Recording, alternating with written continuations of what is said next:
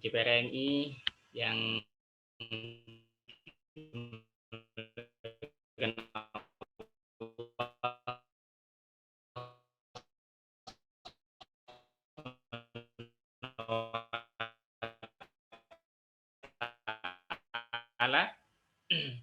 kembali di acara kabar ya. Hari ini kita mendengarkan langsung dari pemaparan yang insya Allah akan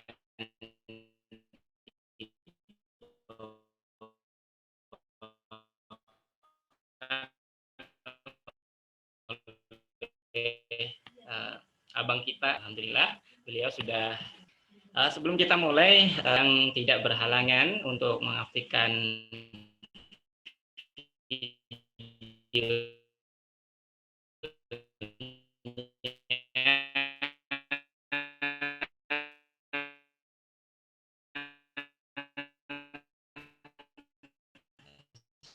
silahkan untuk diaktifkan kepada remaja masjid kita semuanya. Sebelum kita mulai acara sharing terkait dengan bagaimana kepengurusan ataupun program yang sudah berjalan di remaja masjid tentunya di daerah DKI, yaitu insya Allah hari ini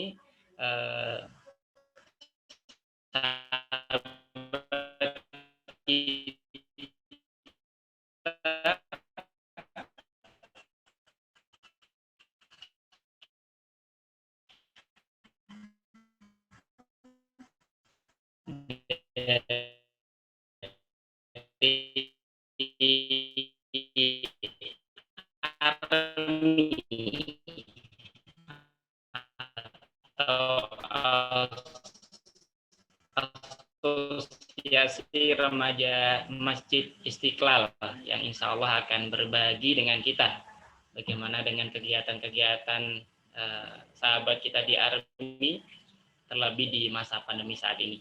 Dari ARMI yaitu Akhina. Assalamualaikum, Afrojak.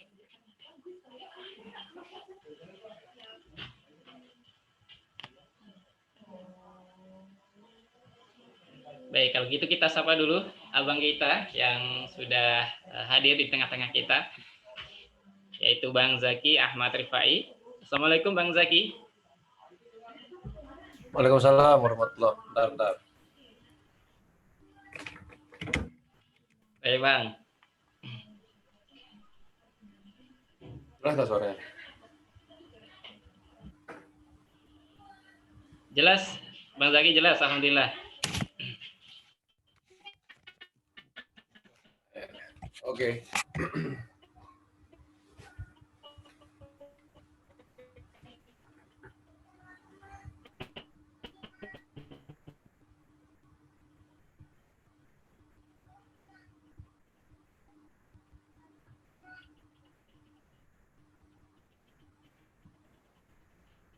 Apa kabarnya Bang Zaki?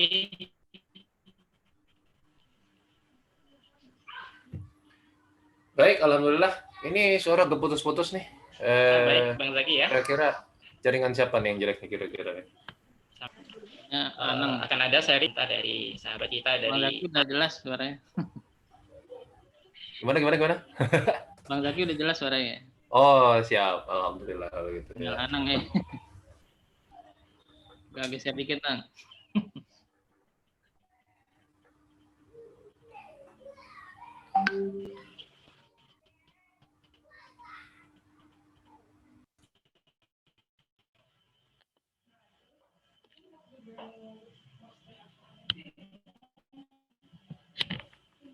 Kalau sekarang bagaimana Bang Rian? Maaf. Udah oke.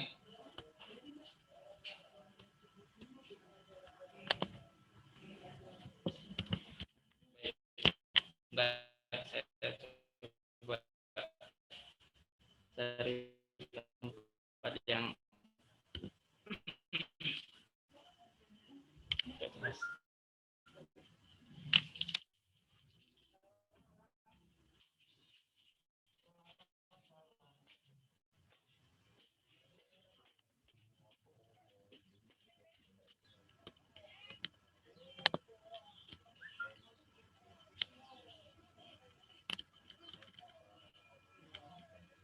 Baik, bismillah. Mohon maaf, bagaimana sekarang Marian suaranya? Coba tes. Jelas ah.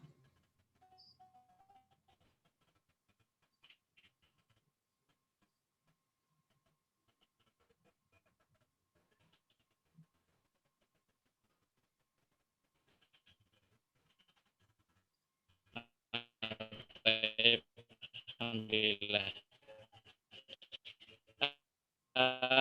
Baik, mari kita mulai untuk acara pada sore hari ini. Bismillahirrahmanirrahim. Assalamualaikum warahmatullahi wabarakatuh. Waalaikumsalam warahmatullahi wabarakatuh. Innal hamdalillah nahmaduhu wa nasta'inuhu wa nastaghfiruhu wa na'udzu billahi min shururi anfusina wa min sayyiati a'malina may yahdihillahu la ilaha illallah wahdahu la syarika lah. Alhamdulillah sahabat, kembali di acara kita di PRMI dan gabung juga dengan abang kita Bang Zaki Ahmad Rifai, kemudian dengan sahabat kita dari ARMI atau Asosiasi Remaja Mana. Sinyal anak kurang bagus ya, bisa bagus ini sinyalnya. Pertama kita awali untuk kajian pada sore hari ini dengan sama-sama membaca basmalah. Bismillahirrahmanirrahim. Dan selanjutnya akan ada tilawah, sama-sama kita dengarkan tilawatul Quran yang akan dibawakan oleh akhina Rozak Toibi. Terima Rozak. Alhamdulillah. Baik, apa kabarnya? Baik ya? Baik. Insyaallah.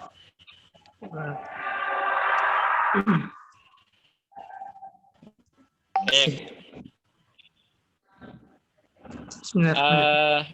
Tafadhol Rozak untuk membacakan tilawatul Qur'annya. Baik.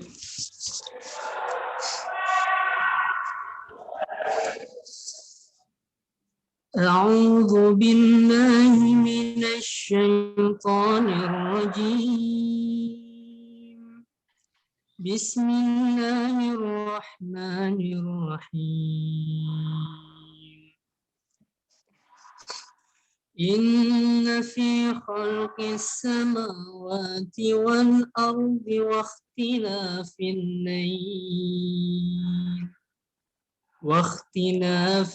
layl wan nahari la ayatin li ulil albab alladzina yadhkuruna Allaha qiyaman wa qu'udan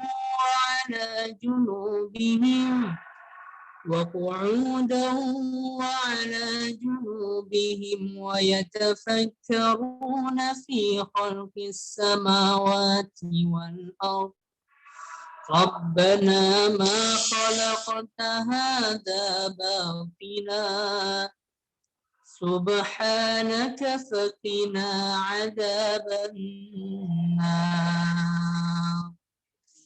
ربنا إنك من تدخل النار فقد أخزيته وما للظالمين من أنصار ربنا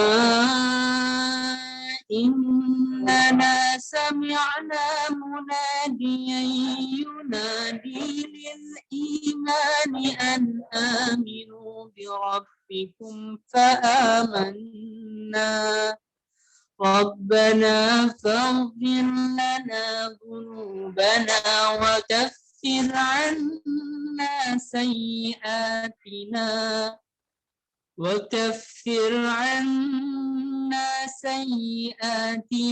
وتوفنا مع الأبرار ربنا وآتنا ما وعدتنا على رسلك رسلك ولا تخزنا يوم القيامة إنك لا تخلف الميعاد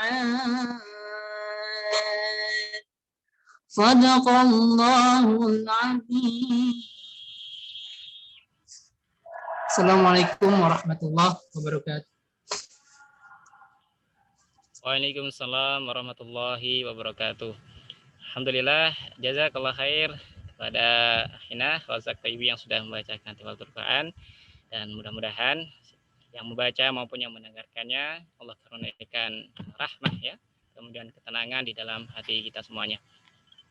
Alhamdulillah, selanjutnya sahabat JPRMI semuanya, setelah ini akan ada pemaparan sharing session dari sahabat kita ARMI, Asosiasi Remaja Masjid Istiqlal, yang insya Allah akan dibawakan oleh Akhina Iqbal Ramadan.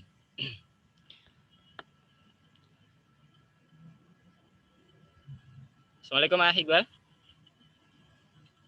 Ya, waalaikumsalam warahmatullahi wabarakatuh. Kedengaran suaranya ya? Masya Allah. Jelas terdengar. Gimana kabar antum? Sehat? Alhamdulillah sehat. Gimana kabarnya Kang? Sehat? Alhamdulillah baik, sehat. Nih sinyal mana, mohon maaf nih kurang bagus di rumah, jadi mohon izin harus ke atas dak ini saya. Ya nggak apa-apa Kang.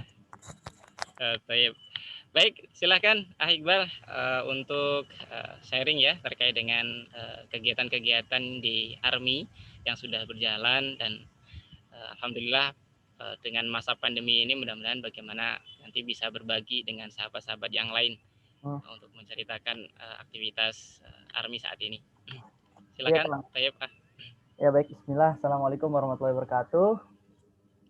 Ya Kang, mungkin kalau dari saya pribadi,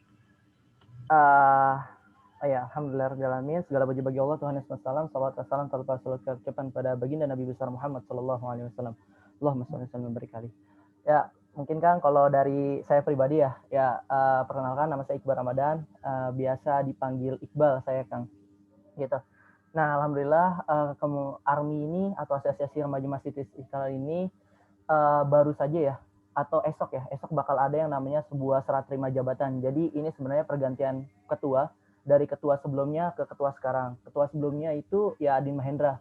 Alhamdulillah saya telah terpilih dan diamanahkan menjadi ketua selanjutnya untuk ARMI periode tahun 2021 sampai 2023. Mungkin belum banyak ya Kang ya yang bisa saya sharing ya Kang ya, karena baru banget nih Kang ya. Jadi kita kemarin aja baru kelar tentang kepengurusan. Jadi satu kepengurusan kita internal kayak gimana, struktur dan segala macamnya.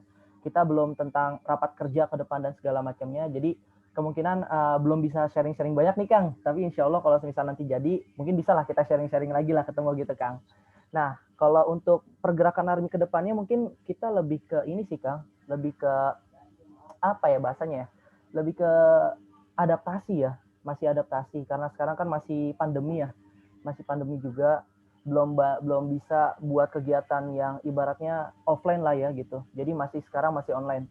Mungkin kalau misal online mungkin diadain semi offline kali ya.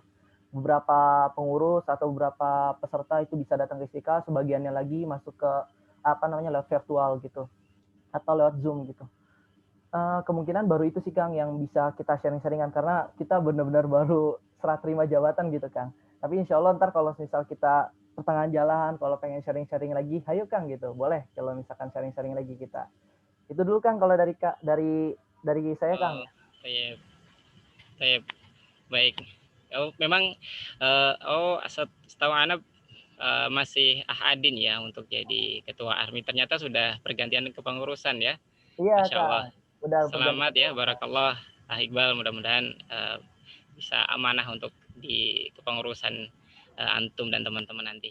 Amin ya Allah. Amin. Baik, insya Allah nanti karena memang sedang mempersiapkan ya untuk kepengurusan ini dan bagaimana proker ke depan, mungkin next ya bisa sharing dengan kita teman-teman di sahabat JPR ini dan teman-teman remaja masjid yang lainnya, insya Allah.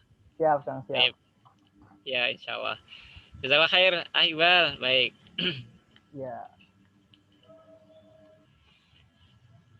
Baik, sahabat JPRMI semuanya, alhamdulillah, karena memang ternyata di ARMI sedang berlangsung kepengurusan yang baru ya dari Iqbal, alhamdulillah sudah terpilih ketua umumnya, dan insya Allah mungkin di lain kesempatan akan sharing dengan kita bagaimana kegiatan dan program-program yang akan dijalankan.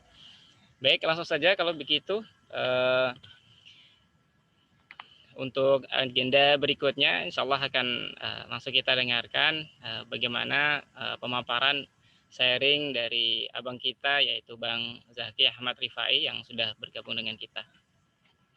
Namun sebelumnya, mohon untuk sahabat semuanya yang tidak berhalangan untuk menyalakan videonya, silakan untuk diaktifkan videonya, supaya kita bisa bersilaturahim juga, bagaimana untuk bertatap muka dengan teman-teman yang lain. Baik, assalamualaikum Bang Zaki.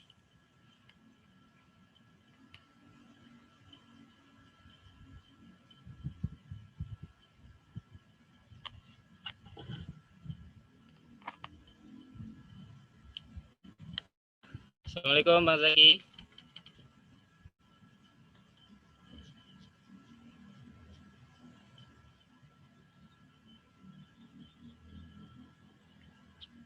Suara Anda terdengar, teman-teman yang lain?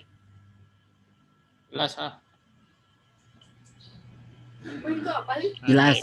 Jelas terdengar. Alhamdulillah. Baik, assalamualaikum Bang Zaki.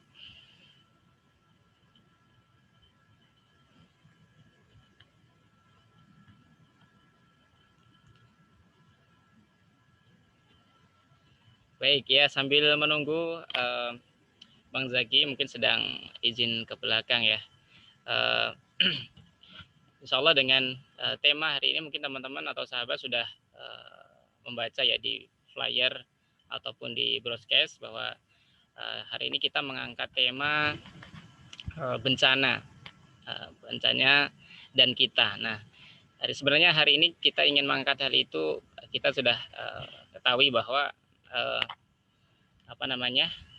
hari-hari ini ya, akhir-akhir ini banyak sekali terjadi bencana, musibah yang sudah lama ada, yaitu masa pandemi, dan ternyata di Indonesia sendiri musibah datang bertubi-tubi ya, tidak hanya di satu daerah ya, bahkan di lingkup daerah yang cukup luas gitu.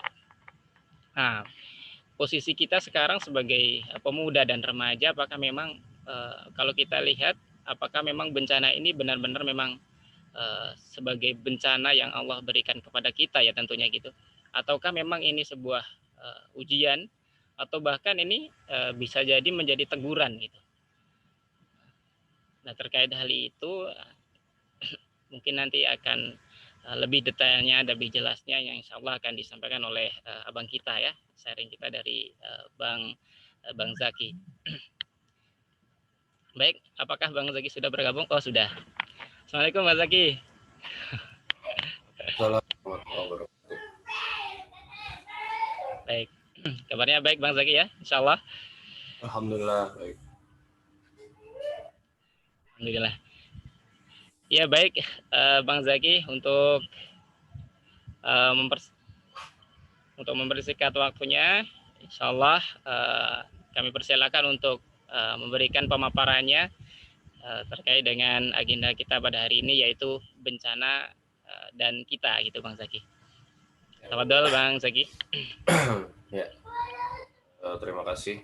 Bismillahirrahmanirrahim. Assalamualaikum warahmatullahi wabarakatuh. Alhamdulillah wa kafa wa salatu wassalamu ala nabil mustafa wa ala alihi wa sahbihi wa man ihtada. Asyhadu an la ilaha illallah wa la syarikalah wa asyhadu anna Muhammadan abduhu wa rasuluhu la nabiyya rasulullah ba'da. Allahumma shalli wa sallim wa barik ala nabiyyina wa habibina wa syafi'ina wa maulana Muhammadin wa ala alihi wa sahbihi wa man tabi'ahum bi ihsanin ila yaumiddin. Amsayna ala fitratil Islam wa kalimatil ikhlas wa ala dini nabiyina Muhammadin sallallahu alaihi wasallam wa ala millati abina Ibrahim hanifa wa makana minal musyrikin. Puji syukur kita panjatkan kehadirat Allah Subhanahu wa taala yang telah memberikan begitu banyak kenikmatan kepada kita, dan juga banyak hikmah ya yang terjadi di antara kita, di tengah-tengah kita, termasuk di antaranya seperti yang kita bahas pada sore hari ini adalah bencana alam yang menimpa saudara-saudara kita. Dan sholawat serta salam semoga senantiasa tercurah kepada junjungan kita Nabi Muhammad SAW yang setiap berkatanya adalah hukum, setiap perbuatan adalah teladan dan sebaik-baiknya. Sahabat adalah sahabatnya. Dan kita sebagai umatnya ya berusaha untuk tetap istiqomah, berada di jalannya, tetap setia dan semoga mendapatkan syafaatnya di yaumil akhir kelak. Teman-teman semua yang dirahmati Allah Subhanahu wa taala, pertama-tama tentang bencana ya. Saya mungkin hanya memberikan beberapa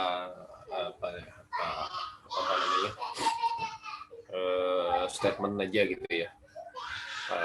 Biasanya ngasih materi tapi ini kayaknya enggak gitu, karena sebetulnya gini, ada dua orang atau dua tipe gitu ya manusia yang menerima bencana atau melihat bencana. Bagaimana manusia itu memandang? Yang pertama pasti pandangan orang muslim. Ya, orang muslim itu kalau cara pandangnya kepada bencana itu adalah suuzon terhadap dirinya sendiri ya. Orang mukmin, ya. Ini cara pandangnya orang mukmin adalah dia ketika menghadapi bencana adalah suuzon terhadap dirinya sendiri. Jadi boleh suuzon nih. Ya, boleh suuzon kalau kepada diri sendiri, terutama dalam hal bencana.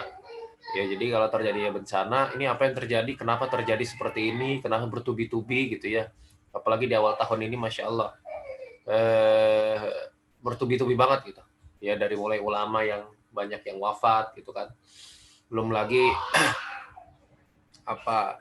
bencana-bencana alam gitu kan, gempa bumi, ada banjir dan lain sebagainya. Belum lagi ada gunung meletus dan lain sebagainya. Ini yang harus kita lakukan ya, pertama adalah suuzon gitu ya. Sebagai mukmin kita harus suuzon terhadap diri sendiri. Maka ketika melihat bencana, orang mukmin itu, sudut pandang mukmin itu adalah mereka memandang ini sebagai sesuatu yang teguran gitu ya. Sesuatu yang bentuknya teguran dari Allah Subhanahu wa taala. Apakah itu untuk menguji kualitas keimanan dan kesabaran, ataukah memang sebagai teguran bahwa kita itu sudah mulai jauh dari Allah Subhanahu wa taala karena dosa dan kemaksiatan yang kita lakukan. Ini kalau orang mukmin itu pasti begitu mandangnya, dan pasti bukan berarti terus lantas kalau misalnya seperti itu terus diam. Terus ayo kita tobat sama-sama terus diam, enggak. Tapi ada langkah-langkah konkret juga yang dilakukan. Yang pertama pastinya melakukan bantuan ya, pertolongan, melakukan saya yakin aktivis muslim ini sudah pada paham lah, sudah pada jago gitu ya soal bantuan gitu. Bahkan lembaga-lembaga kemanusiaan muslim itu sudah banyak sekali gitu. Jadi terus apalagi selain bantuan adalah penyuluhan. Jadi bukan terus wah bencana nih, yaudah kita tobat sama-sama, kita sudah banyak maksiat. Enggak, karena setiap orang kena bencana itu pasti kehilangan. Orang yang kena bencana itu pasti kehilangan, dan kalau dia kehilangan tuh bukan lagi butuh nasihat gitu ya, tapi butuh dukungan, kemudian bantuan gitu. Kalau orang kehilangan tuh kayak gitu. Ya coba aja kita kecopetan gitu ya, dompet di bis gitu ya. Terus wah dompet hilang nih gitu ya. Kalau misalnya kita lagi kehilangan seperti itu, kira-kira seneng nggak sih kalau misalnya, makanya kalau naruh dompet tuh jangan di situ, hilang kan, nggak enak kan ya, pasti orang pasti nggak senang. Kita digituin tuh, kehilangan malah diceramahin itu gedek banget rasanya kan gitu ya. Kalau kata orang Jawa ya mangkal banget gitu, nyebai tenan, pokoknya nyebelin gitu orang kayak gitu tuh. Paling sulit gitu ya, ketika kita kehilangan malah dikasih ceramah. Itu biasanya di rumah gitu. Ya biasanya anak-anak itu kalau luka, jatuh, atau kalau kehilangan sesuatu tuh malu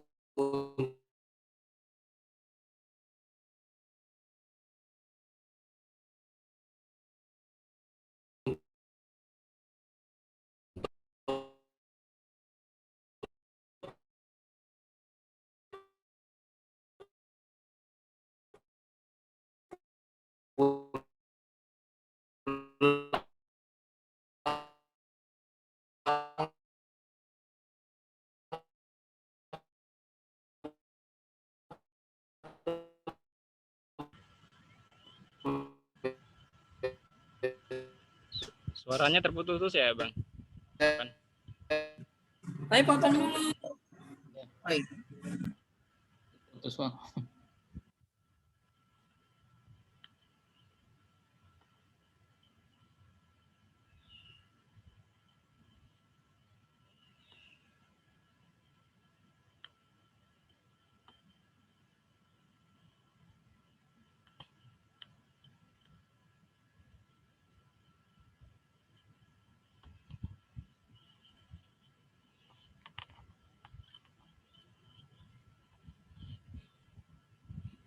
Cek, halo. Bisa didengar suaranya? Ya, Bang, jelas, Bang. Bang, sudah Bang, jelas. Ya. Mohon maaf ya, ini nggak tahu nih tempat saya jelek banget jaringannya, jadi apalagi kalau mendung ini bentar lagi hujan nih, sebentar lagi nih. Kayaknya mudah-mudahan aja sih nggak ada gangguan ya. Saya juga tidak tahu ini. Udah berkali-kali saya komplain ke Telkomsel, tapi nggak ada perbaikan juga. Padahal paling mahal ya. ini di live streaming. Lalu disensor nanti. Nggak ada endorse kok, Bang. Iya ya, nggak apa-apa deh. Biarin aja biar tahu deh ya orang Telkomsel. Nggak tahu kenapa serius. Saya nggak pakai WiFi. Teter aja gitu. Tiba-tiba sinyal gitu ya. Tiba-tiba hilang sinyal kayak gitu. Padahal saya di pinggir kota di Kecamatan Berbah di Jogja. Jadi nggak tahu. Kita lanjutin ya. Ini mungkin termasuk bencana juga ya. Sinyal hilang itu termasuk bencana. Padahal di perkotaan. Nah, saya lanjutin. Jadi untuk orang yang kena musibah, orang beriman yang kena musibah, dia akan suudzon tadi terhadap dirinya sendiri bahwa mungkin musibah ini adalah hukuman bagi dirinya, atau ini adalah musibah ini adalah ujian keimanan. Ya, ini mau naik level nih, mau naik level maka dikasih musibah. Apapun itu, mau bencana alam kek, mau kehilangan kek, mau orang tua meninggal, jadi semua itu adalah bagian dari ujian. Ya, orang yang kita sayangi wafat itu juga bagian dari ujian. Nah, bagi orang yang tidak kena, ya bagi orang yang tidak kena, kayak kita misalnya nih melihat gempa di Majene, banjir di Kalsel, ya ini menganggap itu sebagai teguran buat kita, jangan-jangan ulah kita, tapi yang kena malah saudara kita, gitu ya. Jangan-jangan ulah kita, tapi yang kena malah saudara kita, dan teguran buat kita apa? Terpanggil nggak hati kita? Ya, orang beriman tuh seperti itu. Jadi pertama suudzon juga kepada diri sendiri. Kemudian yang kedua, langkah konkretnya adalah terpanggil atau tidak hati kita untuk membantu. Jadi apa yang terjadi itu mungkin adalah dosa kita, tapi kemudian bagaimana caranya untuk melakukan hal konkret adalah membantu. Jadi bukan penyuluhan. Jadi penyuluhan itu nanti pasca bencana, trauma healing dan lain sebagainya. Ini juga tugas kita semua sebagai orang beriman. Nah, nggak tahu ya kalau misalnya di Jakarta kalau banjir melulu tuh musibah itu bencana alam yang kayaknya jangan-jangan orang Jakarta menganggap banjir sudah bukan bencana lagi ya tapi sahabat kali ya. Nggak tahu juga ya. Cuma yang jelas seperti itu. Tapi kalau kita menilik sejarah ya, secara historis ya, Jakarta dulunya Sunda Kelapa itu kan memang dari dulu seperti itu, sudah banjir terus gitu ya. Jadi dari zamannya Belanda datang sampai sini, awal-awal Belanda sampai sini pun mereka, kesan pertama mereka ketika mendarat di pelabuhan Jakarta itu becek, kumuh, bau gitu, dan sering banjir memang. Walaupun saat itu Kali Ciliwung dan sungai-sungai yang mengelilingi Jakarta itu masih bersih, masih jernih, nggak kayak sekarang. Nah, jadi ini juga bisa dilihat dari sudut pandang lokasi gitu ya. Jangan kemudian wah banjir terus Jakarta berarti isinya orang-orang nggak beriman tuh, berarti isinya orang-orang berdosa. Ya belum tentu ya, karena memang lokasinya begitu gitu loh, karena memang Jakarta itu dapat kiriman banjir lah gitu kan, dan memang tempatnya di pinggir laut dan memang rendah kayak gitu, sehingga tidak bisa serta-merta kita tuduh bahwa orang-orang Jakarta isinya orang-orang nggak beriman semua ya, atau pemimpinnya pemimpin tidak beriman kayak gitu. Walaupun itu mungkin saja, tapi tidak lantas kita bisa menjustifikasi seperti itu. Nah, itu sudut pandang pertama. Nah, sudut pandang orang yang kedua adalah sudut pandangnya mereka yang ingkar pada sunatullah gitu ya. Ingkar pada apa yang sudah Allah turunkan, ingkar terhadap apa yang sudah Allah takdirkan. Yaitu cara pandang mereka adalah ya udah bencana ya bencana, nggak ada urusannya, nggak ada hubungannya sama dosa, nggak ada hubungannya sama maksiat, ya, nggak ada hubungannya sama apa itu namanya kesalahan gitu ya, nggak ada hubungannya sama kezoliman. Pokoknya bencana ya bencana. Ini adalah sesuatu yang wajar gitu. Nah, makanya biasanya kalau orang beriman tuh ada warning gitu dalam dirinya. Oh, kok bencananya terus-terusan gitu. Nah, menganggap bahwa itu adalah sesuatu yang sangat penting untuk kita muhasabahi. Makanya di surat Al-Baqarah ayat ke 155 itu ya 155 sampai 157 ya. Allah berfirman wala nabluwannakum bisyai'in minal khaufi wal ju'i wa naqsin minal amwali wal anfusi wat thamarat wa basyiris sabirin. Alladzina idza asabathum musibah qalu inna lillahi wa inna ilaihi raji'un. Ulaika alaihim shalawatun mir rabbihim wa rahmah wa ulaika humul muhtadun. Ya. Dan sungguh akan kami berikan kepadamu cobaan dengan sedikit ya. Allah sebutin di situ minal khauf ya. Walanabluwannakum bisyai' ya. Dan sungguh kami akan berikan kepada kalian ya bisyai' minal khauf. Jadi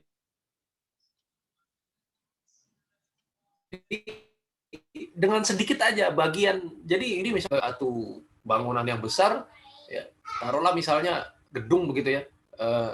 Yang dikasih ke kita itu dari gedung itu cuma batu bata satu biji doang gitu. Cuma satu buah batu bata diberikan kepada kita. Nah, ini minal khauf. Jadi sebetulnya yang Allah kasih kepada kita tuh cuma sedikit dari kalau misalnya Allah mau nyiksa ya. Kalau Allah mau ngasih azab ya, maka minal khauf ini cuma sedikit aja. Gitu loh. Ibaratnya ini koneksinya mulai lagi. Jadi ibaratnya minal khauf ini walana beluanakum walana beluanakum bisyai'im minal khauf itu sedikit aja. Jadi kayak kita tuh misalnya pengen nampar gitu ya. Pengen nampar. Kalau tampar kan pakai 5 jari nih ya. 5 jari sama setangan tangannya gitu. Tapi kalau misalnya minal khauf di sini yang lo sebutin itu tuh kayak cuma pakai 1 jari tak gitu. Jadi sakitnya nggak sebanyak ketika ditampar pakai 1 tangan. Wal ju'i wa naqsi minal amwal ya. Dan sedikit kelaparan, sedikit ketakutan, kekurangan harta, jiwa, dan kekeringan, buah-buahan ya. Wabasyiris sabirin, dan berikanlah kabar gembira kepada orang-orang yang sabar. Gitu. Jadi dikasih kabar gembira. Kenapa? Karena di balik itu semua ada hikmah yang luar biasa yang Allah titipkan ya, lewat musibah. Alladzina idza asabathum musibah qalu innalillahi wa inna ilaihi raji'un. Yang sabar itu siapa sih? Yang sabar itu yang ketika mendapatkan musibah mereka mengucapkan sesungguhnya kami milik Allah.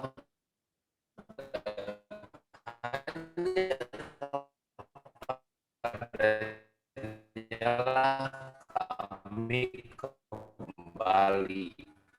Karena ucapan sadar ucapan tapi juga itu wa inna ilaihi raji'un, kita sadar bahwa segala apa yang kita miliki itu sesungguhnya bukanlah milik kita sepenuhnya 100%. Ya, termasuk ayah kita, termasuk anak kita, termasuk istri, termasuk suami, termasuk adik, kakak, teman-teman, dan lain sebagainya. Itu semua hanyalah titipan dari Allah Subhanahu wa taala. Orang yang rajin mengucap istirja setiap musibah, dia pasti akan mudah sekali legowo hatinya. Ya.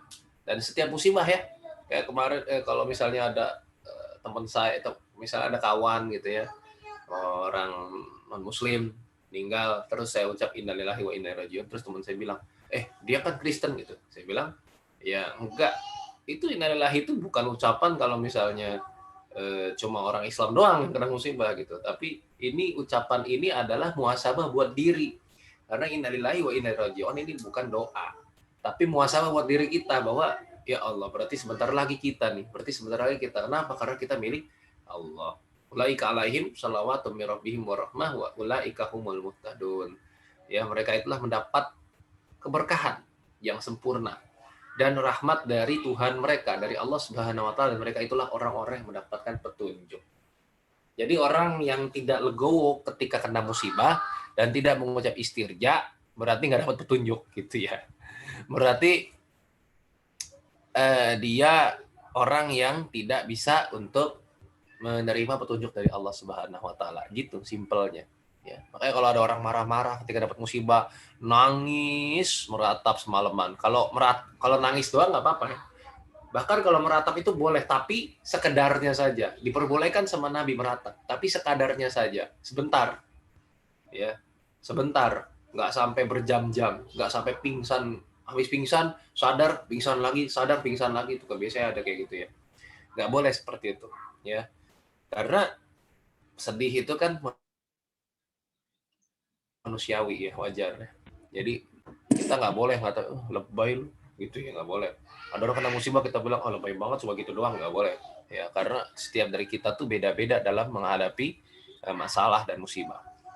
Nah, apa sih penyebab musibah?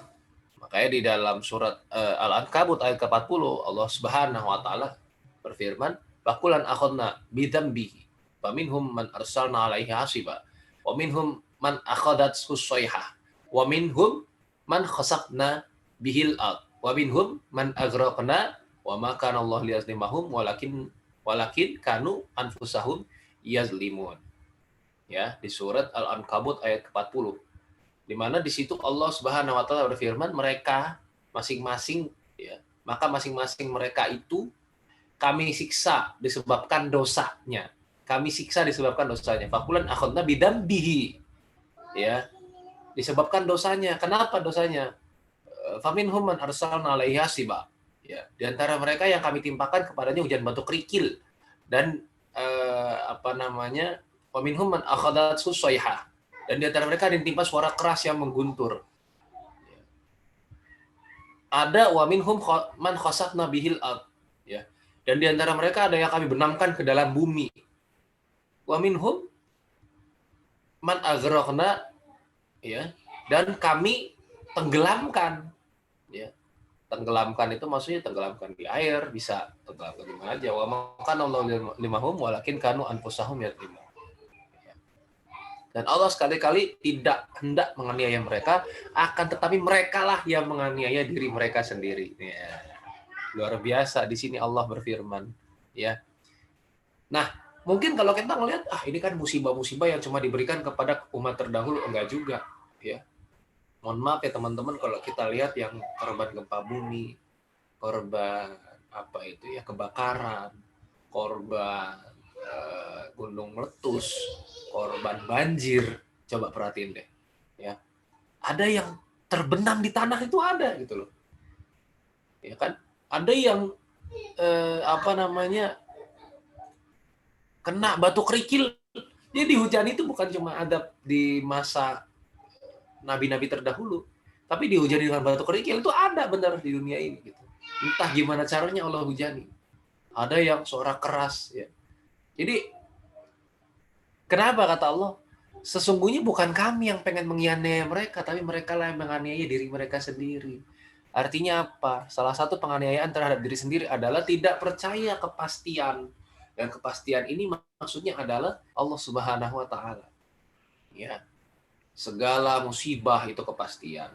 Ya. Takdir itu kepastian. Ya. Qadar itu kepastian. Hari kiamat itu pasti datangnya. Nabi-nabi itu juga kepastian. Mereka nggak percaya kepastian. Jadi mereka tidak percaya sesuatu yang pasti. Sehingga apa kata Allah? Mereka tuh menzalimi diri sendiri. Kenapa? Nggak percaya sama yang pasti-pasti. Coba. Ya, yang percaya sama yang nggak pasti itu pasti menzalimi diri sendiri nggak sih? Belum paham maksudnya. Iya, sama misalnya yang dijanjiin nikah tahun depan, tapi nggak nikah, ternyata dia nikah sama yang lain. Sakit nggak rasanya? Sakit. Ente sih percaya sama yang nggak pasti. Ya kan? Percaya itu sama yang pasti-pasti aja. Kamu mau nikah? Iya. Ya datang ke rumah. Iya, siap. Kapan? Besok. Ayo. Itu pasti namanya. Tapi kalau misalnya udah bertahun-tahun pacaran, enggak, tapi komitmen katanya gitu. Enggak, kita nggak pacaran kok Ustadz. Kita cuma komitmen. Ya. Ya, bisa aja loh taplak warteg ya. Ya, sekarang coba komitmen segala macam. Terus tahu-tahu nikah sama yang lain. Giliran kayak gitu baru ngadu ke kita ya kan. Baru ngadu ke Ustadz lah, temennya yang pusing segala macem. Gimana sih gini. Laki-laki semuanya sama aja, yang kena kita jadinya. Laki-laki semua sama aja. Ya situ nyari laki-laki yang salah gitu kan.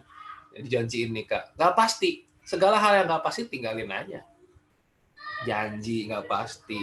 Pekerjaan bukan kerjaan, nongkrong yang nggak ada juntrungannya. Ya, nongkrong boleh aja nih kalau teman-teman sekalian kumpul, ngomongin bahas kajian, bahas bahas ilmu, bahas apalagi agenda gitu kan. Nih, besok kita bikin agenda apa ya? JPR RI bikin agenda apa ya? Remaja Masjid Istiqlal bikin agenda apa, nongkrong gitu boleh-boleh aja. Tapi nongkrong yang nggak pasti buat apa? Buang-buang duit, buang-buang waktu. Ya, makanya segala ketidakpastian itu menyiksa. Nah, Allah tawarkan ini loh kepastian. Ikuti nabi saya, kata Allah. Ikuti nabiku, selesai urusan sebenarnya. Tapi kamu nggak mau, kamu maunya yang nggak pasti. Nih, kita kasih hujan batu. Nih, kita benamkan di dalam tanah. Kan orang kan mikirnya, wih, Allah kok nggak adil gitu ya. Bukan nggak adil, gitu. Karena Allah sudah menunjukkan kebenaran, tapi mereka nggak mau. Ya udah nih, kita tunjukin aja yang benar sekalian gitu ya. Apa yang benar sekalian itu adalah azab. Nah, bisa jadi itu menimpa kita, ya. Nauzubillahi ya, semoga tidak. Kemudian di ayat yang lain Allah Subhanahu wa taala berfirman di surat Al-Rum ayat ke-41, Zuharal fasadu fil barri wal bahr bima kasabat aidin nas liyudhiqahum ba'dalladzi amilu la'allahum yarji'un. Surat Ar-Rum ayat ke-41, telah nampak kerusakan di darat dan di laut disebabkan karena perbuatan tangan manusia, supaya Allah merasakan kepada mereka, menimpakan kepada mereka sebagian dari akibat perbuatan mereka. Nah, kalau ini mungkin ayat ini cocok banget sama orang-orang yang concern di bidang lingkungan hidup. Ya. Apa? Buang sampah di kali. Ujung-ujungnya apa? Banjir. Ya kena siapa? Ya kita juga yang kena. Ya kan?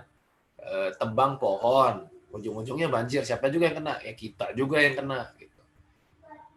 Loh, kita nggak nebang pohon, bos. Yang nebang pohon itu orang-orang yang invest. Orang-orang punya duit yang invest. Nah, orang sekitarnya kok yang kena? Iya kena. Karena kebijakan-kebijakan dari pemimpin yang sudah kalian pilih. Ya. Jadi sama, kita tuh punya andil semua dalam segala keburukan yang terjadi atau bencana yang ditimpakan kepada kita. Tuh kita semua menerima. Ya. Jadi jelas bagi kita bahwasanya sebetulnya dari sudut pandang orang beriman, ya, namanya bencana itu pasti disebabkan oleh kita sendiri. Ya, makanya Allah berfirman, walau anna ahlul qura amanu wattaqau la fatahna alaihim barakatim minas sama'i wal ard walakin kadzabu fa akhadnahum bima kanu yaksibun. Ya, surat Al-A'raf ayat ke-96 ya. Jikalau sekiranya penduduk sebuah negeri atau penduduk negeri-negeri itu beriman dan bertakwa, kata Allah, pastilah kami akan melimpahkan kepada mereka berkah dari langit, dari bumi. Ya, dari langit apa? Hujan. Ya, tidak pernah tidak diganggu dengan badai, tidak diganggu dengan puting beliung. Kemudian dari buminya apa? Ya, tanam-tanaman subur, berkah, ya, hijau. Ya, jadi diberikan berkah dari langit dan bumi. Tapi kata Allah apa? Fa akhadnahum bima kanu yaksibun. Tapi mereka menolak, mereka mendustakan, mereka nggak mau. Ya. Maka kami siksa mereka disebabkan perbuatan mereka. Afamin ahlul qura ayatiyahum ba'suna bayatan wahum naimun. Awamin ahlul qura ayatiyahum ba'suna duhan wahum yal'abun. Afaminu makrallah fala ya'manu makrallah ilal qaumul khasirun. Ya, masih di surat yang masih di ayat lanjutannya tadi ya. Maka apakah penduduk negeri-negeri itu merasa aman dari kedatangan siksaan kami kepada mereka di malam hari saat mereka lagi tidur? Ya, bangun-bangun tahu-tahu kasur kita udah ke bawah air, ya banjir. Atau apakah penduduk negeri-negeri itu merasa aman dari kedatangan siksaan kami kepada mereka di waktu matahari sepenggalah naik? Ya, ketika mereka sedang bermain, sedang bekerja. Baru kerja nih. Matahari lagi naik. Atau apakah mereka merasa aman dari azab Allah yang nggak terduga-duga? Nggak ada satupun yang bisa merasa aman dari azab Allah kecuali orang-orang yang merugi. Jadi kalau kita merasa ya, nih teman-teman sekalian, kalau kita merasa enggak lah, kita nggak kena azab, itu berarti orang yang kata Allah tadi adalah orang-orang yang merugi. Ya, orang-orang yang khasirun itu adalah orang-orang yang dia tidak merasa bahwa azab Allah mengejar dirinya. Ya, orang yang khasir, orang yang merugi itu adalah orang-orang yang dia merasa aman dari azab Allah. Sebanyak apapun ibadahnya, kalau dia merasa aman dari azab Allah, ini orang-orang yang merugi. Juga termasuk contoh, perasaan gue rajin tahajud ya, tapi kok apes melulu nih, ya boncos melulu kayaknya, bisnis nggak untung-untung, ketipu melulu sama klien, gitu misalnya seperti itu. Kenapa ya? Ya, padahal gue rajin tahajud lah ini. Jadi dia merasa aman dari musibah, gitu. Merasa aman dari hukuman Allah. Nah, nggak boleh seperti itu. Dan ini termasuk orang-orang yang merugi kata Allah. Ya. Nah, kemudian bagaimana cara menahan? Bisa nggak ditahan tuh azab? Ngeri banget ya. Bisa ya. Jadi bisa nggak tuh kira-kira azab itu ditahan atau azab itu Allah tidak menurunkan azab kepada kita? Bisa. Ada dua cara. Ada dua sebab. Dua sebab. Yang pertama itu udah nggak ada lagi. Ya. Yang pertama udah nggak bisa lagi. Kenapa?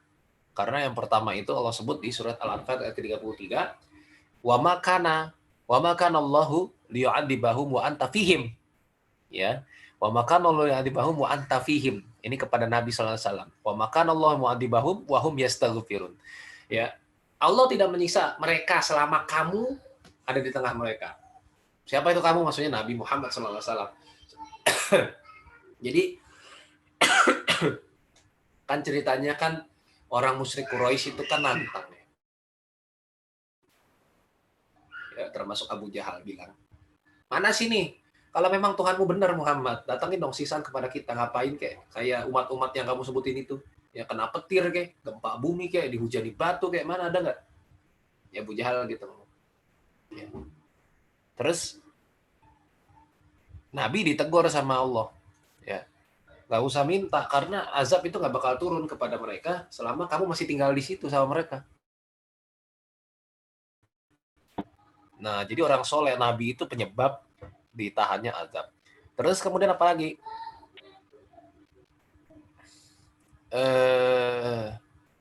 Tadi ya, wa makana Allahu li'adzibahum wa anta fihim. Wa makana Allahu mu'adzibahum wa hum yastaghfirun. Ya. Dan nggak bakal juga menimpa orang-orang kalau misalnya di antara mereka masih beristighfar. Saya pernah tuh ya dengar ada orang bilang gini. Kalau misalnya LGBT itu memang laknat, memang dilaknat sama Allah, memang dilarang. Kok sekarang tidak seperti zaman Nabi Lut? Katanya kan zaman Nabi Lut itu kan kaumnya Nabi Lut itu kan dimusnahkan karena LGBT ya nggak sih? Karena homoseksual katanya gitu. Nah, terus kata mereka, ini kalau misalnya ternyata emang homoseksual itu dilarang dan itu adalah sebuah perbuatan laknat, kok nggak seperti terjadi pada kaum Nabi Lut nih? Kita biasa-biasa aja tuh. Nggak ada tuh Allah memutarbalikkan bumi, nggak ada tuh Allah menghujani dengan batu gitu ya. Ada orang ngomong kayak gitu ke saya. Terus saya bilang, iya, kalian nggak kena azab karena masih ada gue, ya. Karena masih ada saya yang normal, saya bilang kayak gitu. Ya, karena itulah kemudian kalian nggak kena azab. Tapi kalau misalnya semua orang beristighfar, semua orang yang masih beriman itu meninggalkan mereka, kena itu azab, ya kan? Jadi orang seperti itu tuh nantang. Ya, mana kalau misalnya memang ini salah, harusnya kita diazab dong kayak gitu. Padahal mereka itu tidak diazab, ya gara-gara kita yang masih ngingetin. Bukan merasa sok suci ini mah ya, tapi memang begitu konsepnya. Allah tidak akan memberikan azab kepada kaum yang diantaranya masih beristighfar, masih minta ampun kepada Allah. Ya ini ya, dua hal yang bisa menahan azab. Maka tinggal satu yang bisa kita lakukan adalah kita rajin-rajin minta ampun kepada Allah. Rajin-rajin beristighfar. Jadi istighfar bukan cuma setelah sholat aja, tapi dijadikan zikir.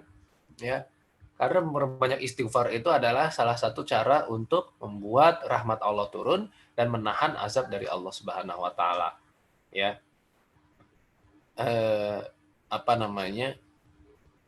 Faqultu astaghfiru rabbakum innahu kana ghaffara, gitu kan kata Allah di surat Nuh ayat ke-10. Ya. Yursilis sama alaikum midrara wa yumdidukum bi amwali wa banina wa yaj'al lakum jannati wa yaj'al lakum anhara. Ya, aku katakan kepada mereka, mohonlah ampun kepada Tuhanmu, beristighfarlah, sesungguhnya Dia adalah Maha Pengampun, niscaya Dia akan mengirimkan hujan kepadamu dengan lebat, dan membanyakkan harta dan anak-anakmu, dan mengadakan untukmu kebun-kebun, dan mengadakan pula di dalamnya untukmu sungai-sungai. Jadi istighfar itu fungsinya adalah untuk menurunkan berkah dan rahmat dari Allah Subhanahu wa taala. Dan juga di hadis riwayat Ibnu Majah, di mana Rasulullah SAW bersabda, tuba liman wajada fihi sohifatihi istighfaron kathiran. Ya, sungguh beruntung, sungguh baik, sungguh bagus ya bagi orang-orang yang mendapatkan dalam buku catatan amalnya banyak istighfar. Ya, beruntung di sini apa ya? Tentu saja kalau beruntung di akhirat itu adalah surga. Jadi dan juga di dunia ini kita mendapatkan banyak sekali keberkahan dari Allah Subhanahu wa taala disebabkan karena istighfar kita. Maka banyak-banyak mohon ampun kepada Allah Subhanahu wa taala adalah kunci agar kita tidak kena azab. Dan juga tentu saja kalau kita kena azab, kita bisa lebih mawas diri, kita bisa lebih sabar, kita bisa lebih lebih tanggap dalam melakukan hal-hal yang konkret. Itu ya dari saya tentang bencana alam dan bencana dan kita. Ya, semoga ini menjadi muhasabah bersama ya, tentu saja buat saya pribadi ya, dan juga buat teman-teman mungkin, karena memang ini adalah sesuatu yang kadang sensitif ya. Dibilang wah ini bencana, jangan-jangan begini, jangan-jangan begitu, jangan-jangan ada kemaksiatan, jangan-jangan ada praktek ini dan lain sebagainya. Ya, hal seperti itu mungkin saja, tapi jangan dijadikan bahasan di dalam di publik. Ya, kadang-kadang ya benar kayak gitu, cuma jangan dijadiin status FB, jangan dijadiin postingan Instagram gitu. Wah, ini gara-gara banyak bermaksiat nih jadi banjir di Kalsel kayak gitu. Jangan seperti itu, karena itu akan sangat menyakiti hati orang-orang terutama yang kena bencana. Demikian dari saya. Kalau dihadal astagfirullahaladzim, saya kembalikan dulu ke moderator.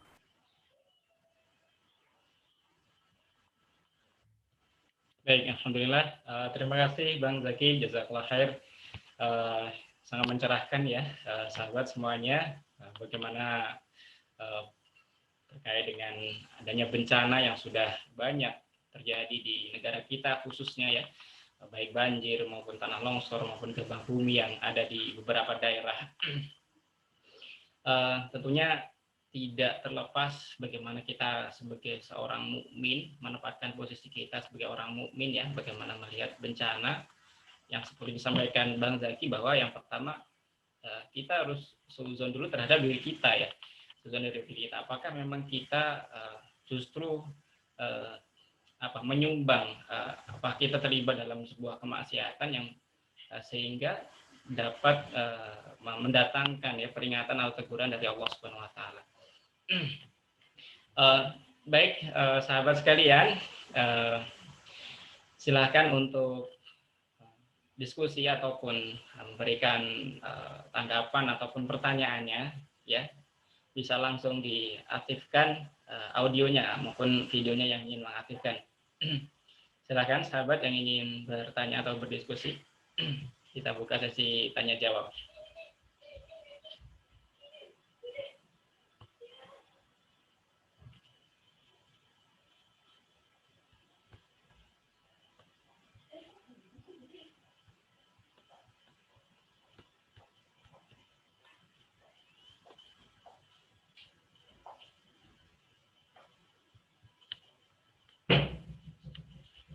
Baik, Bang Zaki mohon izin untuk menyampaikan pertanyaan. Bang Zaki, kita tahu Bang Zaki bahwa bencana yang sudah berlangsung cukup lama ya, pandemi ini terlebih sudah setahun lebih gitu. Kemudian di akhir-akhir ini di Indonesia sudah banyak terjadi bencana, baik banjir mungkin di beberapa wilayah, kemudian ada gempa bumi. Nah, selain dari aspek kita sebagai orang mukmin melihat bagaimana bencana itu bisa sampai timbul atau sampai ada gitu ya, bagaimana kita bisa bersuzon kepada diri kita sendiri sehingga itu bisa menjadikan muhasabah bagi kita gitu ya. Di sini mungkin apa namanya, kalau kita melihat secara luas Bang Zaki, apakah memang seperti Bang Zaki sampaikan bahwa sebuah umat bahkan sampai masyarakat tatanan luas sampai ke pemerintahan gitu ya, bahwa ada sebuah pemimpin di mana kepemimpinan yang adil, kemudian kepemimpinan yang bisa menaungi, memberikan kemakmuran kepada masyarakatnya, dan itu mengundang keberkahan dari Allah Subhanahu wa taala gitu Bang. Menjadikan negara kita, tempat tinggal kita menjadi negara yang badatun thayyibatun warbun ghafur gitu ya, yang Allah berkahi. Nah, di sisi itu kalau melihat apa namanya, fenomena sekarang gitu Bang, mungkin bagaimana pendapat Bang Zaki terkait hal itu Bang, dan nanti coba kita tarik bagaimana pemuda khususnya remaja masjid gitu ya bisa memberikan peran, mungkin edukasi juga terhadap masyarakatnya di sekitar kepada jamaah-jamaahnya gitu Bang, dalam bentuk program dan acara-acara yang akan kita buat, misalkan istighfar bersama, mungkin Indonesia beristighfar atau seperti itu Bang. Ya, jadi kalau sebetulnya memang kita bisa sebagai orang beriman tadi ya, kita udah punya alarm kalau sudah banyak bencana, itu apa yang terjadi di negara ini itu sangat berpengaruh. Nah, saya mah ini aja ya, mau menyampaikan dulu seorang tabi'in namanya Wahab bin Munabih itu pernah berkata bahwa ketika ada pemimpin, ini agak sensitif sih ya, biarin aja lah. Kalau misalnya di bredel, ntar di bredel bareng-bareng ya nggak sih? Jadi ketika ada jajaran pemimpin yang ingin berbuat curang atau berbuat kerusakan, maka itu akan muncul di tataran bawah. Ya, kata Wahab bin Munabih seperti itu. Jadi maksudnya gini, kalau pemimpin itu baru pengen berlaku curang atau bahkan sudah melakukan itu akan terjadi di tataran bawah. Misalnya ya, terjadi di pemerintahan kampung, udah di RT-nya korup, RW-nya korup, kepala desanya korup, kayak gitu misalnya. Atau terjadi di di pasar-pasar ya. Oh, ini pasar sudah tidak menerapkan transaksi yang sehat lagi, sudah nggak sehat, persaingannya sudah nggak sehat, dan seterusnya. Jadi apa yang terjadi di bawah, kerusakan yang terjadi di bawah itu adalah pengaruh dari apa yang terjadi di atas. Dan Umar bin Abdul Aziz juga pernah ya berkata bahwa kejelekan atau keburukan atau kesalahan elit pemimpin itu tidak akan berpengaruh bagi rakyat. Keburukan dari elit pemimpin itu akan berpengaruh bagi rakyat. Tapi keburukan dari rakyat tidak akan berpengaruh bagi pemimpin. Maksudnya apa? Iya. Maksudnya kalau ada bencana apapun, itu kan yang menderita duluan siapa? Rakyat duluan kan pasti. Nah, jadi pasti rakyat duluan yang kena. Ya, banjir, pasti rakyat duluan yang kena. Gempa, pasti rakyat duluan yang paling menderita. Ya. Jadi seperti itu yang terjadi. Nah, makanya kalau tadi mau dibikin apa, memang ya esensial. Ya. Istighfar bersama boleh, tapi kita juga harus ada muatan-muatan ilmu di situ. Karena kan banyak majelis zikir, tapi ya udah habis zikir pulang gitu ya. Ya harus tetap ada tausiah, ada taujih, pengarahan apa yang harus kita lakukan. Karena selain zikir itu adalah mengilmui zikir itu. Ya, mengilmui zikir itu maksudnya gimana sih?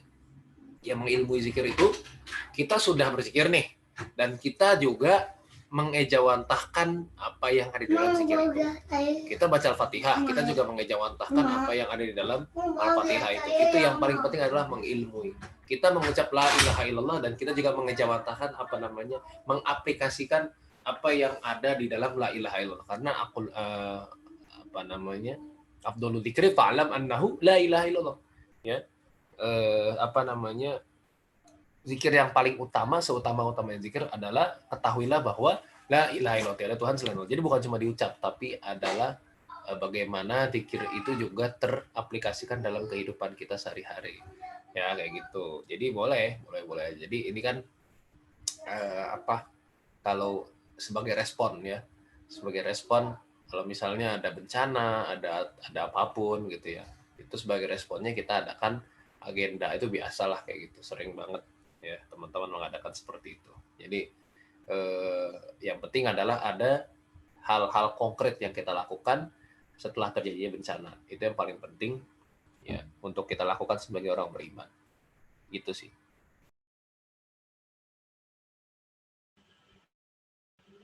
Baik, Bang. Selamat Bang, jazakallahu khair.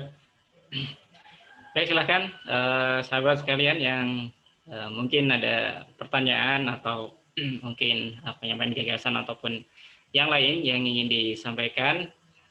Tafadhol, silakan.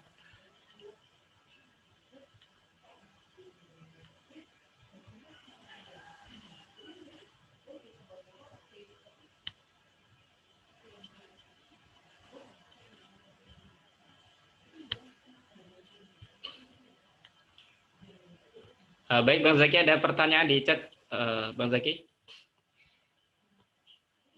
Izin membacakan. Izin bertanya, Bang Zaki, terkait menyikapi peristiwa musibah karena ada ayat yang menunjukkan segala sesuatu yang terjadi adalah kehendak Allah.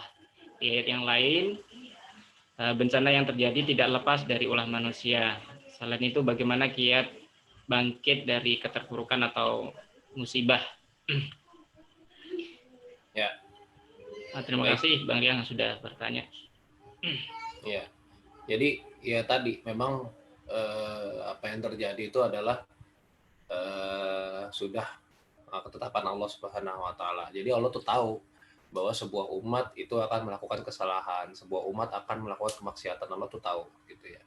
Nah, jadi artinya semua hal itu tidak ada hal yang terjadi di dunia ini melainkan dia pasti ada dalam ilmu Allah gitu ya, ada dalam pengetahuan Allah Subhanahu Wa Taala. Jadi saya jadi teringat tentang orang yang bilang begini, jadi Nabi Adam tuh salah dong, karena seharusnya kalau dia nggak makan buah, ya buah khuldi yang kita sebutkan itu ya, kalau dia nggak makan buah itu maka manusia pasti hidupnya di surga gitu kan, ada yang bilang begitu. Ya sebenarnya ini sudah terpatahkan dari firman Allah Subhanahu Wa Taala ya di surat Al-Baqarah itu ya, inni ja'ilun fil ardi khalifah ya, Allah bilang begitu, inni ja'ilun fil ardi khalifah, sungguhnya aku ingin menjadikan khalifah di muka bumi ya, yang kemudian disanggah oleh malaikat ya kan, taj'alu fiha may yasfiku dima, ngapain mau menciptakan orang-orang yang akan berbuat kerusakan di muka bumi gitu ya. Jadi intinya sebetulnya Allah tahu bahwa Nabi Adam alaihissalam akan ngikutin iblis ya untuk memakan buah tersebut. Lalu kemudian Allah juga kasih contoh, ini loh manusia yang baik itu bukan manusia yang tidak ikut iblis, tapi manusia yang pernah ikut iblis terus dia bertobat. Gitu. Jadi kalau mau memberikan hikmah kepada kita semua bahwa manusia itu bukan yang tidak ada salah, bukan yang tidak kena musibah, bukan yang tidak pernah diazab, tapi manusia yang manusia azab itu ada yang besar ada yang kecil ya. Tapi manusia yang salah itu adalah manusia yang tidak pernah bertobat, nggak pernah ngaku salah lah, simpelnya kayak gitu. Ya pasti kan nggak usah kita ngomongin agama deh, pasti deh orang yang kalau misalnya di tongkrongan, orang anak tongkrongan yang dia tuh kalau salah nggak pernah mau ngaku, malah nyalain orang lain gitu ya, nggak pernah mau ngaku kesalahan dia, itu pasti dibenci banget tuh. Ya kan, di tongkrongan pasti orang-orang kayak gitu dijauhin ya, nggak ada dia salah nggak ngaku terus pokoknya pengennya dia benar terus kayak gitu. Itu orang kayak gitu kan menggelikan banget di tongkrongan ya, gelai gitu ya, gelai. Ya terus bagaimana kita kiat bangkit dari keterpurukan atau musibah. Nah ini pentingnya kita punya circle yang baik ya, karena setiap manusia itu tidak bisa hidup sendirian dan tidak bisa bangkit sendirian. Kadang-kadang ya, kadang kita butuh ada orang yang membantu kita untuk bangkit, ada orang yang membantu kita untuk bangun dan berdiri ya. Jadi pentingnya kita untuk punya circle yang baik itu seperti itu ya, gabung ke organisasi yang baik, remaja masjid kah, anak rohis kah, apapun itu, yang penting kumpulan-kumpulan yang baik. Nah kalau kita punya kumpulan yang baik, ketika kita terpuruk atau kena musibah, pasti mereka juga akan menjadi orang-orang yang pertama untuk menghibur kita dan membuat kita bangkit lagi. Itu pertama, ya. Terus kedua, kiat bangkit dari keterpurukan itu tadi, ya, karena manusia yang memandang musibah itu ada dua jenisnya. Yang satu manusia beriman, yang satu tidak beriman. Nah, karena kita sebagai orang-orang beriman, gimana cara bangkitnya adalah dengan kita bermuasabah gitu ya. Oh iya benar. Selama ini saya tuh udah dikasih enak sama Allah. Kasih enaknya udah 10 kali, dikasih nggak enaknya cuma sekali, tapi kita langsung down, langsung terpuruk. Ya, ini nggak boleh seperti ini gitu ya. Jadi ini menjadi satu hal yang penting banget gitu buat kita. Kalau misalnya kita kena musibah, kita kena kerugian gitu ya, itu adalah sebetulnya teguran dari Allah Subhanahu Wa Taala. Dan kemudian gimana cara bangkit dan tidak terpuruk dalam musibah itu? Yang ketiga adalah apa sih? Kita itu harus bertemu atau melihat hal-hal yang lebih buruk daripada kita. Ya. Jadi bukan buat bukan buat dibanding-bandingin sih, enggak. Tapi yang jelas memang apa yang membuat kita terpuruk itu adalah kita tidak bisa melihat sesuatu yang bisa menggugah. Ya. Kadang kita tuh nggak terpuruk, tapi merasa terpuruk. Kenapa? Kadang seringan buka Instagram, ngelihat teman-teman pada punya mobil, pada punya rumah, udah jalan-jalan kemana, kayak gitu kan, lanjut sekolah di mana. Itu kita jadi merasa terpuruk, padahal hidup kita baik-baik saja. Gitu. Kenapa ya? Karena kita terlalu banyak melihat ke atas. Tapi coba deh kalau kita lihat ke bawah, wah ada yang lebih terpuruk, wah ada yang lebih rugi, wah ada yang kondisinya lebih belangsak daripada kita, wah ada yang kondisinya lebih begini, lebih begitu. Ya, rumah tangga kita ya gini-gini aja, rumah tangga nggak pernah jalan-jalan ke luar negeri. Kita lihat, oh rumah tangga orang ada yang cekcok, ada yang rusak segala macam. Oh kita bersyukur. Jadi apa yang membuat kita bisa bangkit dari keterpurukan adalah rasa syukur. Ya, makanya cara bersyukur paling ampuh adalah unsur man huwa asfala minka. Lihatlah siapa yang ada di bawah kamu. Ya. Kalau kita melihat di bawah, oh iya banyak yang belum punya HP, oh iya banyak yang belum punya motor, oh iya banyak yang belum punya rumah, dan seterusnya. Itu kita merasa, oh iya ternyata banyak sekali kenikmatan yang kita dapatkan dari Allah, tapi kita lupa. Itu sih. Semoga bisa menjawab ya.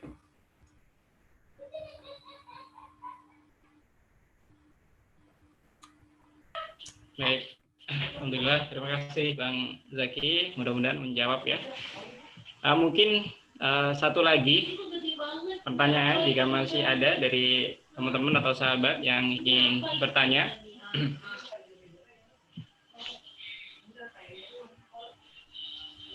Baik, terakhir ya, masih ada satu lagi Bang Zaki, terakhir. Dari Bang Mumu. Bang Mumu boleh mengaktifkan audionya, Bang Mumu, jika tidak ada halangan. Bisa langsung bertanya ke Bang Zaki mungkin.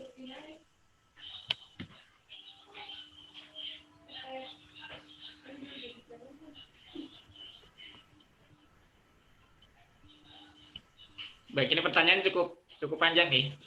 Saya bacakan Bang Zaki ya, izin ya. Untuk persoalan ada pada kepemimpinan zalim lahir dari rakyat yang juga zalim. Akibatnya Allah tegur kita dengan bencana. Selain membangun peradaban umat Islam kembali kepada ajaran Nabi Muhammad SAW, lalu bagaimana langkah strategis kita menyikapi kepemimpinan yang zalim saat ini terkait kepemimpinan politik Islam DKI juga ataupun Pilpres?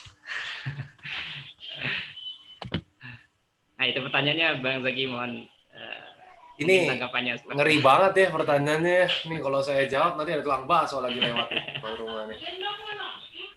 Tukang bakso sama tukang nasi goreng nggak enak. Gimana ya jawabnya ya? Ya intinya secara umum ya. Secara umum itu gini. Jadi para ulama itu pun pernah mengalami yang namanya pemerintahan zalim. Dan ketika ulama itu mendapatkan pemerintahan yang zalim, mereka memang menulis, tapi tidak straight to the point. Al-Mawardi itu hidup di pemerintahan ketika Bani Abbas itu mulai digerogoti oleh Buaih itu orang-orang Syiah. Ya.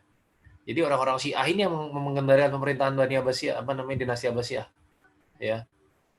Tapi mereka tidak berani untuk mengambil tampuk kekhalifahan. Kenapa? Karena saat itu masyarakat masih memandang bahwa pemimpin itu a'immah minal Quraisy, ya. Pemimpin itu harus dari orang Quraisy. Jadi mereka nggak berani.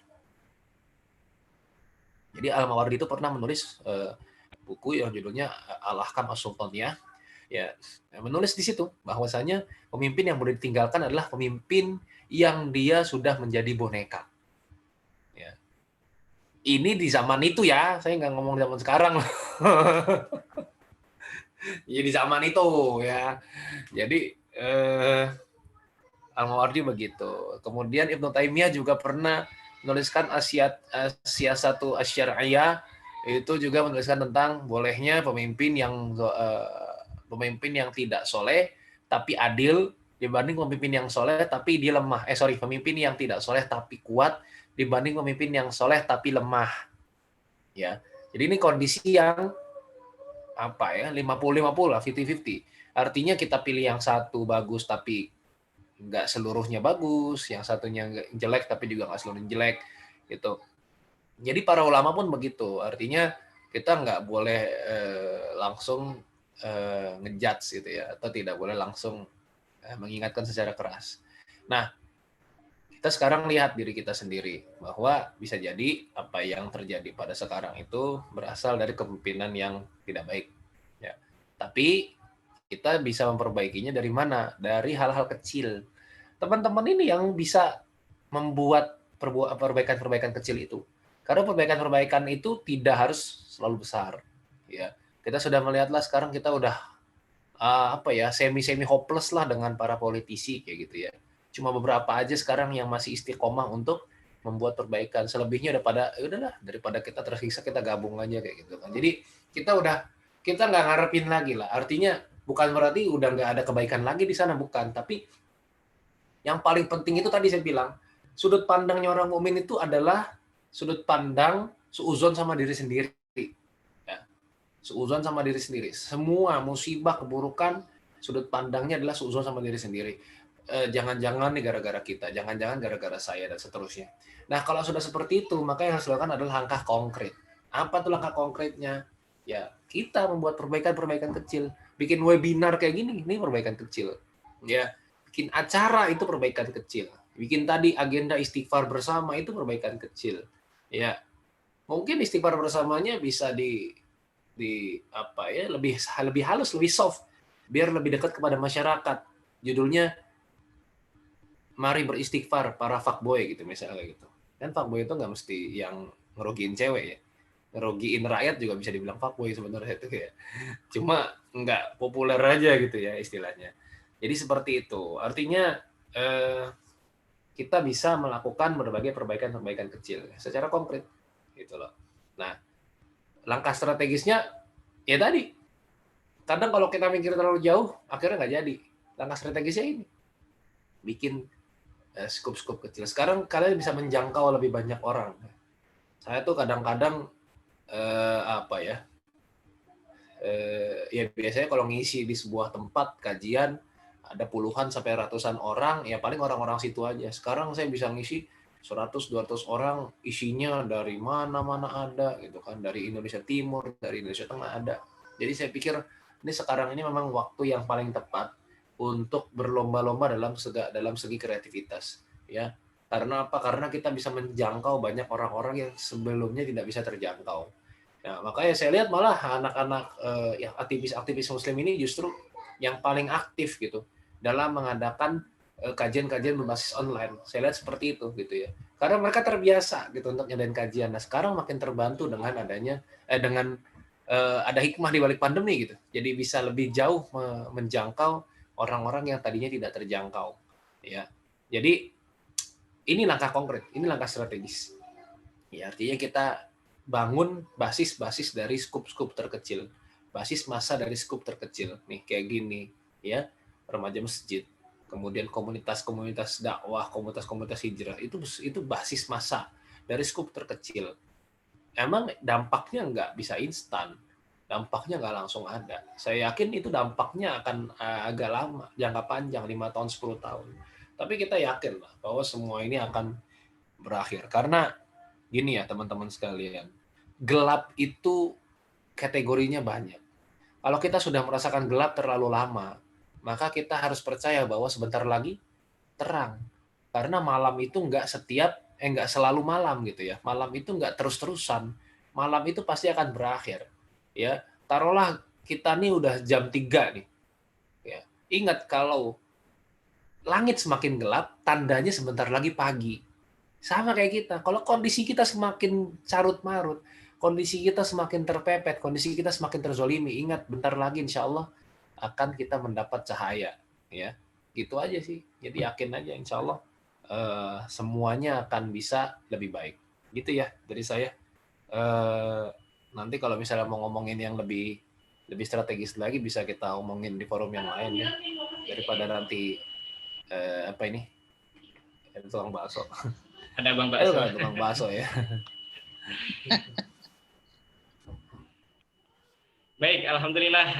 Syukur jazakallah khair Bang Zaki atas jawabannya. Insya Allah memberikan gambaran ya terhadap bagaimana pertanyaan dari Bang Mumu yang sudah memberikan pertanyaan kepada kita. Bagaimana sikap konkret kita dan strategis kita menyikapi hal-hal seperti semacam itu. Alhamdulillah Bang Zaki sudah menyampaikan bahwa kalau mungkin semisal ada diskusi lanjut nanti mungkin akan diselenggarakan di momen dan waktu yang lain ya, di forum-forum yang lain. Baik, alhamdulillah. Terima kasih Bang Zaki, jazakallah khair sekali lagi atas pencerahannya dan sudah menyempatkan waktunya untuk bergabung dan sharing terhadap kita semuanya. Insya Allah mudah-mudahan ilmu yang disampaikan menambahkan wawasan senantiasa, kemudian memberikan manfaat kepada kita semuanya. Dan tentunya kita sebagai pemuda dan remaja, seperti yang Bang Zaki sampaikan, carilah circle atau ya lingkungan ya, komunitas-komunitas yang bisa memanfaatkan, bisa memberikan kontribusi lebih gitu ya, mendukung kita dalam memberikan kebermanfaatan kepada umat tentunya. Baik, alhamdulillah Bang Zaki, terima kasih. Tibalah teman-teman, sahabat semuanya di akhir sesi acara. Sebelum kita tutup, ada beberapa hal yang akan kami sampaikan, terlebih dari DPR RI DKI selaku penyelenggara acara kabar kajian bareng DPR RI. Yang pertama, boleh dibantu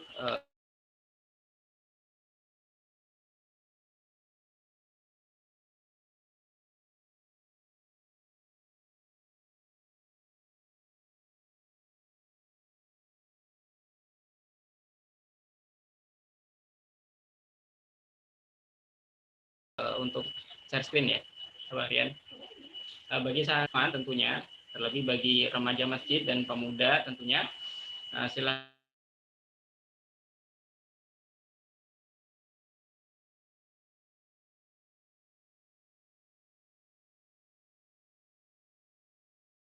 sahabat, teman-teman semuanya bisa berdonasi Bank BSM atau Bank Syariah Mandiri.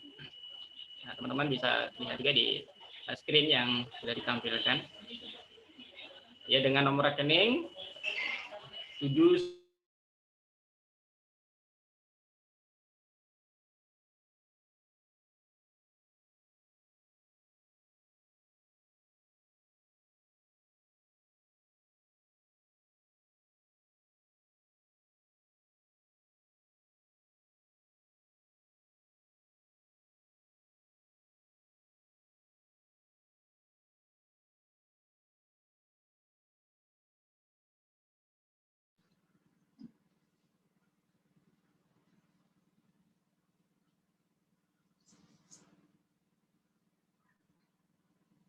Mas Anang. dakwah. Oh ya.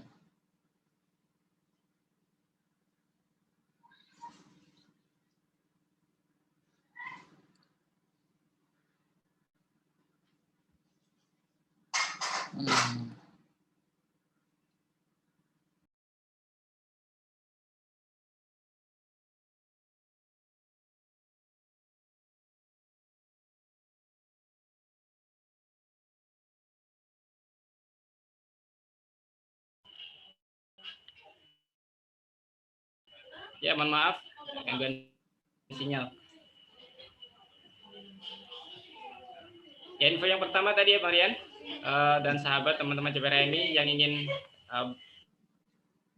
mendukung dakwah dari JPRMI DKI bisa mensupport atau memberikan infak dananya di Bank Syariah Mandiri dengan nomor 79912379997 atas nama JPRMI DKI Jakarta.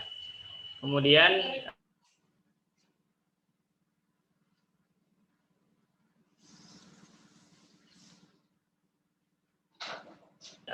sahabat sekalian juga bisa mengikuti kegiatan KI Jakarta, yaitu JPRMI@JPRMI_DKI.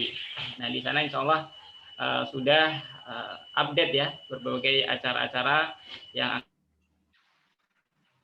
akan diselenggarakan oleh JPRMI DKI. Termasuk event yang terdekat ini yang akan di bulan Maret di tanggal 3 bergerak di wirausaha, bidang usaha dan bisnis. Nah, ini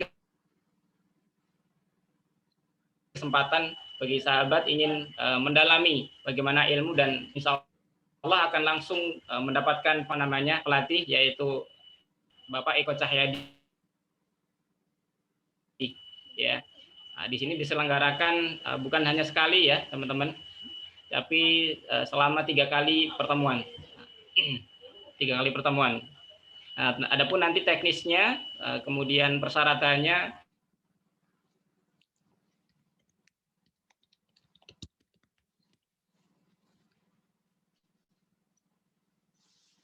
sahabat sekalian bisa lihat di akun lebihnya.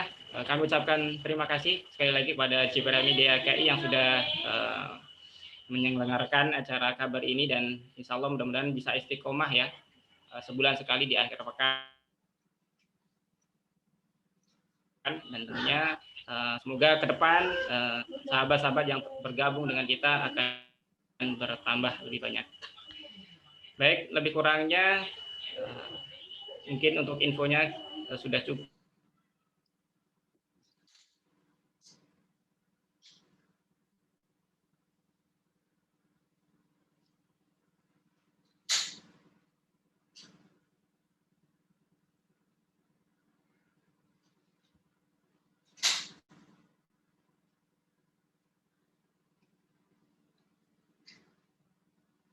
Dan mari sama-sama Allahumma wa bihamdika asyhadu an la ilaha illa anta. Wassalamualaikum warahmatullahi wabarakatuh. Waalaikumsalam warahmatullahi wabarakatuh. Jazakallah khair semuanya. Terima kasih Mas Anang. Ya, Assalamualaikum.